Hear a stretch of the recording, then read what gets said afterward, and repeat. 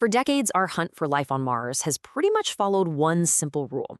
Look on the surface, right? We've sent rovers, orbiters, all kinds of tech to scratch at that famous red dust. But what if, after all this time, all this effort, we've been looking in completely the wrong place?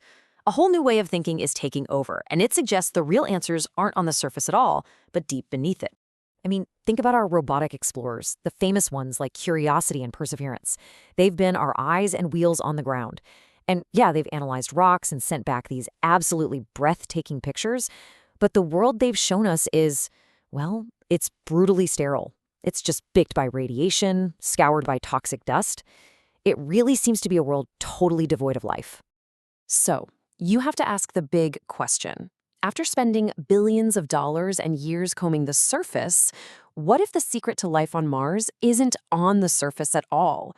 What if it's been hidden somewhere we've just never even looked? To really get why this new strategy is such a game changer, we first have to understand what's wrong with the old one. So let's take a closer look at just how unwelcoming the Martian surface truly is. The surface of Mars is, to put it mildly, a wasteland. With almost no atmosphere to protect it, it's just constantly getting blasted by cosmic radiation. And on top of that, the soil is literally soaked in these toxic chemicals called perchlorates. It is so hostile that it's almost impossible to imagine anything we'd recognize as life being able to survive there today. So if the surface is a dead end, where do we go? Well, the new consensus is actually pretty simple. We go down. And why underground? Because it turns out Martian caves, especially these ancient lava tubes, might just be the perfect refuge. You know, for one, they provided natural shield from all that deadly radiation and the constant rain of micrometeoroids. Inside, the temperatures are nice and stable, not those wild swings you get on the surface. And maybe most exciting of all, they could be these perfect cold traps where water ice has been just sitting there preserved for millions, maybe billions of years. And this right here, this is the aha moment, all laid out in the data. Look at the radiation dose on the surface. It's incredibly high. But just a few meters underground, inside a cave, that dose plummets by over 99.9%. That one fact right there changes everything. It's probably the most powerful argument for why the future of our search for life on Mars has to be underground. So this is the kind of place that data is pointing us to. Not the red, dusty plains we've seen a million times, but a brand new Martian frontier. These vast, dark tunnels, potentially hundreds of meters wide, holding secrets that have been protected from that harsh surface for eons.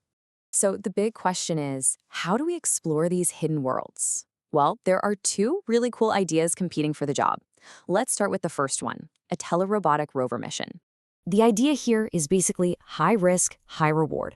Think of it less as a single mission and more like a multi-talented base camp on wheels. Instead of having just one objective, this rover would be carrying a whole suite of different independent experiments. The more things you try, the better your chances of a massive discovery, right? And its star payload would be these incredible lava tube exploration robots. They're designed kind of like a snake with all these flexible modules, so you can just drop them right into a cave. They're built to be super tough, to handle the rough terrain, collect samples, and map out these places nobody's ever seen before.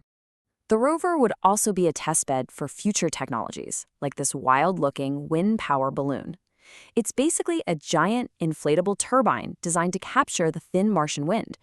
This could totally change how we generate power and monitor the atmosphere on future missions. And then there's this, a pop-up greenhouse. This experiment would be the very first real attempt to grow plants from Earth in actual Martian soil on Mars. So you see, it's not just about finding fossils of past life, it's also about paving the way for our own future on the planet. But okay, that rover approach is broad, it's versatile. There's another idea that's way more focused, more like a surgical strike.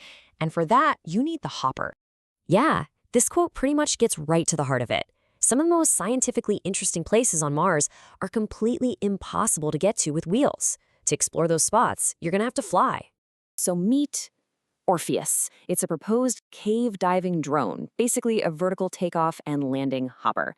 And the name is just perfect, isn't it? It's named after the Greek hero who journeyed into the Underworld, and this mission wants to do the exact same thing, plunging deep into the volcanic pits of Mars.